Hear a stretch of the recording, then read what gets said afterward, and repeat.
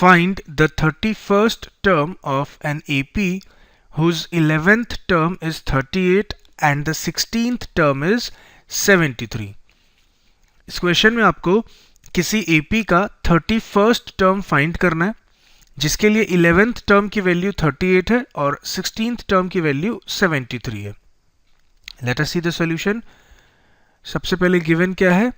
We are given 11th term of the AP is 38 and 16th term of the AP is 73, and with this information we need to find 31st term of the AP.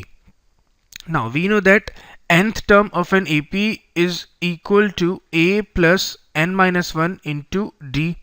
तो इससे 31st term क्या हो जाएगा आपके पास? A plus 31 minus 1 into D.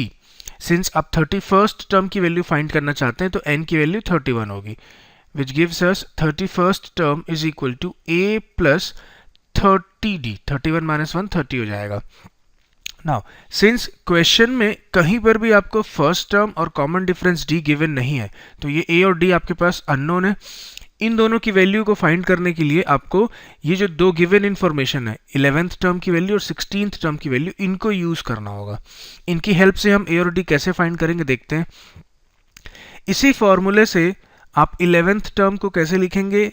A plus 11 minus 1 into D, which gives us 11th term as A plus 10D, और 11th term की value available है आपके पास as 38 is equal to A plus 10D. Now call it as equation 1. Similarly we can write 16th term as A plus 16 minus 1 into D, which gives us 16th term is equal to A plus 15D.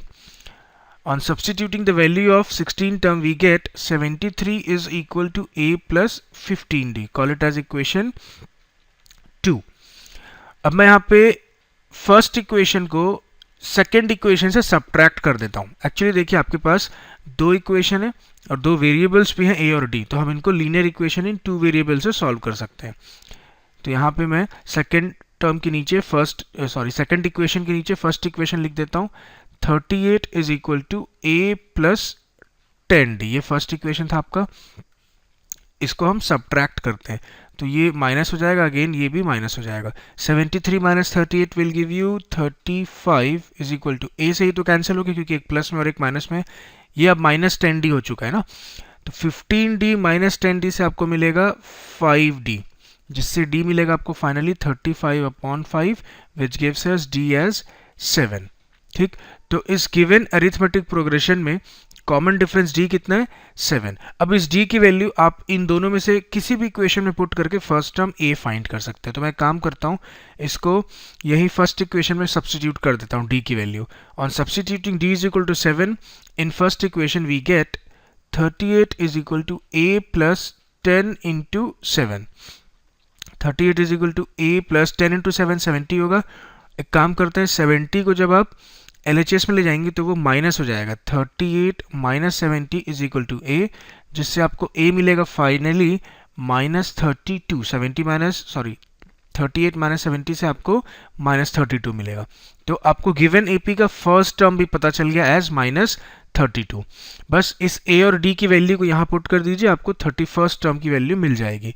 So on substituting A and D in third equation, इसको third equation बोल देते हैं, we get 31st term as minus 32. A की place पे मैंने minus 32 put किया, plus 30 into D आपके पास 7 है. Again which gives us 31st term is equal to minus 32 plus 30 into 7 होगा आपके पास 210, और माइनस 32 प्लस 210 से आपको मिलेगा 178. तो 31st टर्म की वैल्यू आपने फाइंड कर ली एज 178. इस चीज को आप चाहें तो लिख भी सकते हैं. Hence 31st term of the given AP is 178. So this completes our solution.